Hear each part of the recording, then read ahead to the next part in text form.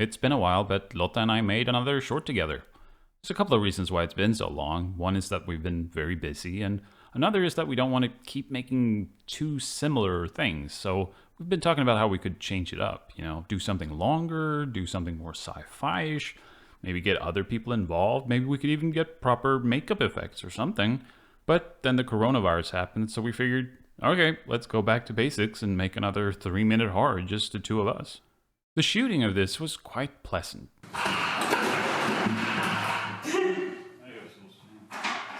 We did it over several days since we weren't in a rush. We couldn't shoot until about 7:30 in the evening after the sun had set, and then we still wanted some of our usual time in the evening to watch TV and hang out, so we'd only work for like a couple of hours each day. It was pretty great. In the day I could look at the stuff we'd shot and start work on visual effects, and then in the evening we'd shoot some more. It's funny because recently I did a video about how I don't like fake darkness in horror movies, that it's scarier when things look like they were just lit by a flashlight.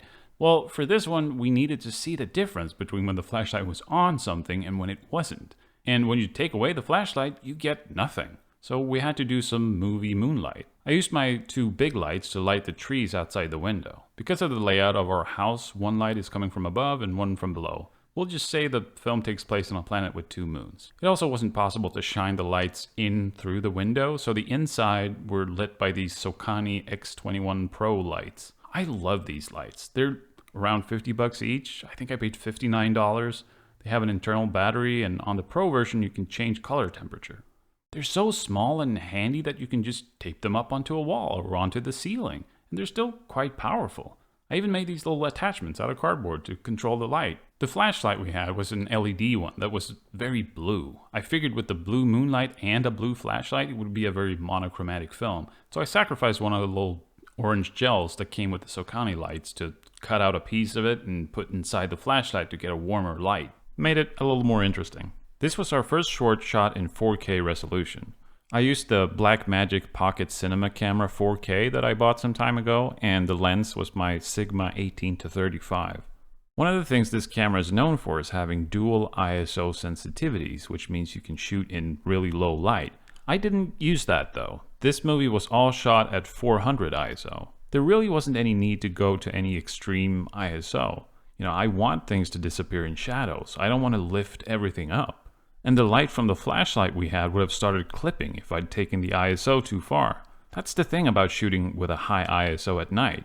Yeah, now you can see all the stuff in the background, but a lot of lights, like street lights or headlights on cars, will now start to clip a lot.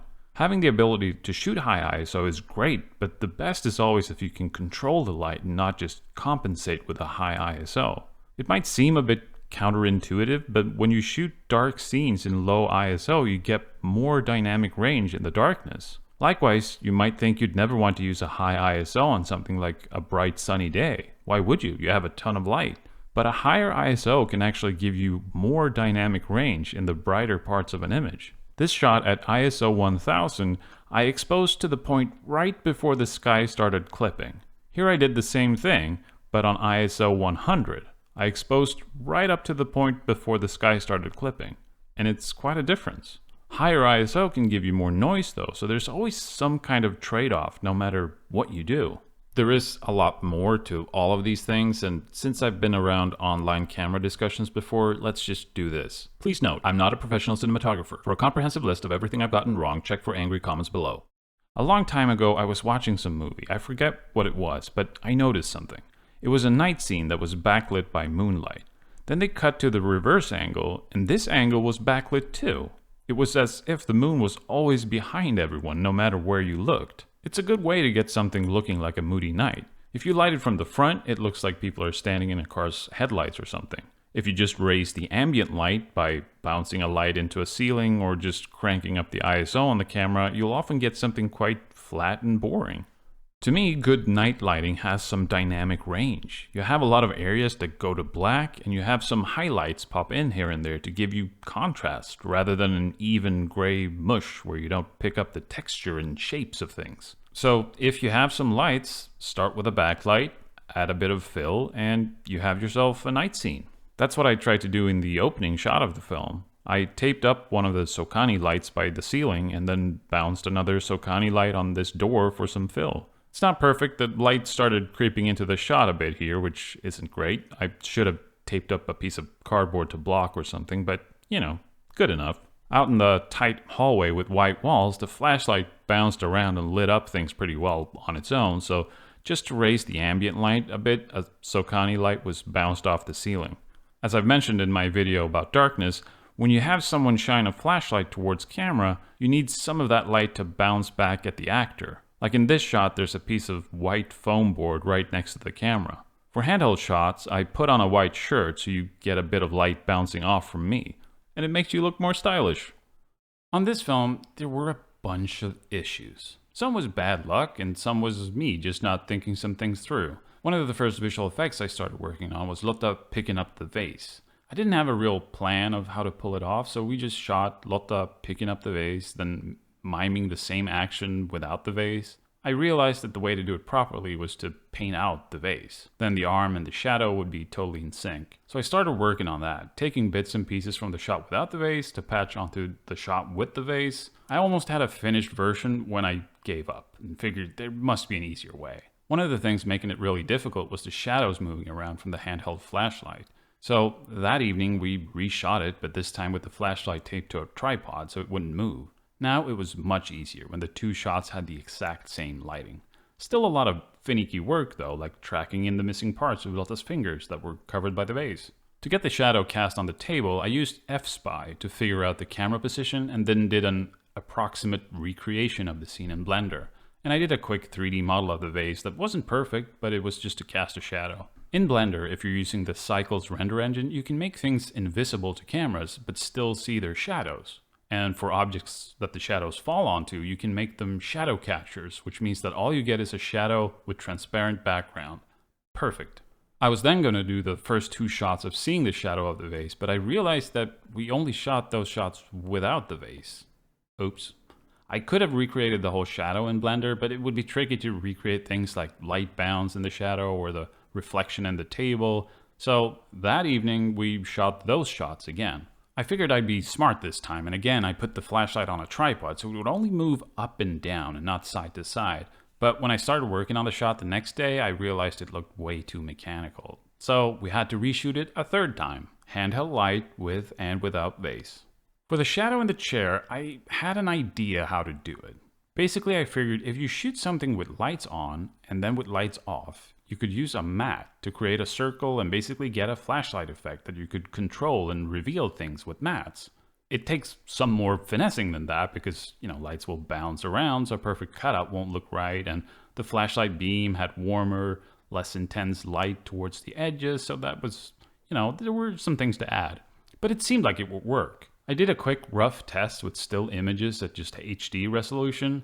I shot a reference, I shot Lotta in the chair, I shot the room with lights off, then swept the flashlight across the frame and stitched together an image that was fully lit with flashlight. Then I took the chair out and did the same thing again, lights off, lights on. I cut out the chair, so that was separate, and I made a silhouette of the chair with Lotta in it. For a moment there, I was going a bit overboard. I tried using Meshroom to actually make a 3D scan of the chair itself, but I figured this is turning way more complicated than it needs to be. Instead, in Blender, I just made a rough approximation of the scene with just flat planes, basically. Cast a shadow, and then comped it all together in After Effects. Okay, good enough. We'll need to add a shadow to the chair as well eventually, but the test was successful. So we shot it for real. I figured the body didn't have to move, so I could just use a still image. Then for the head, I put a white poster behind Lotta and lit her as a silhouette to use as a luminance key to get all the hairs and details. I started putting everything together in Blender. I hit render to have a look, and it started working on the first frame. And it worked, and it worked, and it was still on the first frame. See, the thing is, my computer doesn't have a good graphics card. It's certainly not meant for 3D. In fact, even in Resolve, which I use to edit the film, I often get an error that I've run out of graphics memory and I have to restart. I really need to upgrade my computer. Well, this was going to take an eternity, and if I needed to do any changes, it was going to take another eternity. I wish I could have used the Eevee render engine in Blender because it's so much faster, but to my knowledge, it doesn't support the features I needed, like making objects invisible just to camera and shadow catchers. So I figured I'll just try doing it in 2D in After Effects. For the shadow, I just distorted the silhouette I had, and for the movement from the light, I just used a little bit of slant and transform. It's not really accurate, it doesn't even bend along the walls or anything, but I figured it's good enough. The hallway shadow was a different deal though. It really needed to look projected onto the wall. But first we had to shoot all the shadows. This would have been really easy if I'd had a green screen, but I don't. So I figured I'd shoot it kind of like how news programs shoot interviews with anonymous people, light the wall behind them and don't have any light in front. This wasn't great, but I figured as long as I had enough contrast around the hair, I could rotoscope the bodies. It would take time, but I could do that. So I spent the better part of a day rotoscoping before I stopped. I realized that you just lose too many little details this way. The silhouette becomes too perfect and smooth, and you don't get the little hairs and all the little things. I was just gonna have to reshoot it.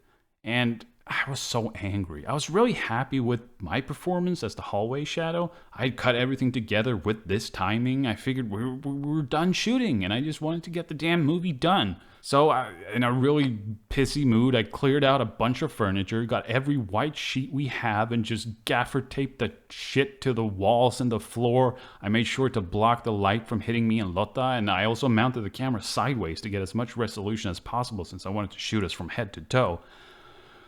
Now I had done everything in my power to shoot the best silhouettes possible. And now it was much easier to just play around with contrast and a little bit of masking to get something usable. Now for the problem of getting my shadow onto the hallway walls. I was thinking there has to be a way to do it with Blender's faster Eevee render engine. And I had an idea. You can use a camera as a texture projector. If I take a black and white image and set a camera to project that texture, it won't be as accurate as a proper shadow, but it will be good enough. I used F-Spy, and in Blender I modeled the hallway and the door. I animated the shadow moving around, trying to match the movement of the actual flashlight. I render it out and I have a look. The texture itself was animated, but it wasn't sliding across the walls. I guess I was too subtle in my animation, maybe? So I animated it again, this time taking things a little further. I render it out and I have a look. Still not sliding around, but on some frames it suddenly pops into a different position. What's going on? Well, guess what? Turns out that Blender really doesn't want to animate the texture coordinates changing. I tested it in the Cycles render engine as well, but no. It only wants the projector to stay in one spot. Well, shit. I need the shadow to move around with the light to sell the effect. If I take this render without any movement and then add some distortion and movement in After Effects afterwards, then the shadow won't line up with the geometry of the door. God damn it. Well, maybe if I keep the distortion really subtle, you won't be able to tell. And looking at real shadows, they don't move around that much. So I tried it out and it was good enough. For the shadow growing in the hallway, I had to animate the size changing in After Effects before I took that into Blender. Now, keeping with the spirit of everything giving me problems, the title was a giant hassle as well. I figured this is just a nodal pan, this won't be hard to track. Well, guess what? The camera wasn't in the right position on the tripod to make a nodal pan. So now this really dark shot with very limited 3D movement was nearly impossible to track. I tried a bunch of different things, After Effects camera tracker, for example, just couldn't handle it. Eventually, I forced Blender to calculate it as a nodal pan, which gave some problems, but I deleted all the keyframes except the sideways rotation. It wasn't perfect, but it was good enough. Like our previous shorts, all the sound was done in post. I did keep my Rode video mic on the camera, hoping to use some of the real breaths and dialogue, and the audio wasn't bad, but it didn't blend really well with the stuff we recorded afterwards, and you just have so much more control if everything is recorded separately. During the making of this, I was telling Lotta that, man, there's been so many issues and problems on this movie. It just feels like everything is trying to be as difficult as possible. And then my tooth fell out. Like, god damn it. See, I have a temporary crown in my mouth at the moment because before this whole corona thing, I was scheduled to put in a proper one, but I have to make do with a temporary one for now. Well, without the crown, the nerve in my tooth is extremely sensitive. I managed to get a hold of my dentist and asked, what are my options here? I mean, no dentists are open. Well, she told me I could actually buy some dental glue at a pharmacy and put it back in myself. So, yay, DIY filmmaking and DIY dentistry. In the past, I've talked about how there's always that moment halfway through a project when I lose all hope and I want to give up. And indeed, it happened on this film as well.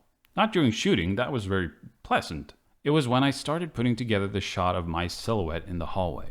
I just thought it looked so bad and amateur-like, and I had a mini breakdown. I was like, I'm supposed to be a professional filmmaker at this point. Why do I still suck so much? But I must have been doing something right. I mean, the films I've directed have done really well. But shitty movies by awful filmmakers make money all the time. My movies have been well received. None of them have been rotten. What is going on here? Has everything just been a fluke? Am I like Chance Gardner in Being There or something? Am I just falling ass backwards into good things? Who even cares? This virus is gonna kill us all.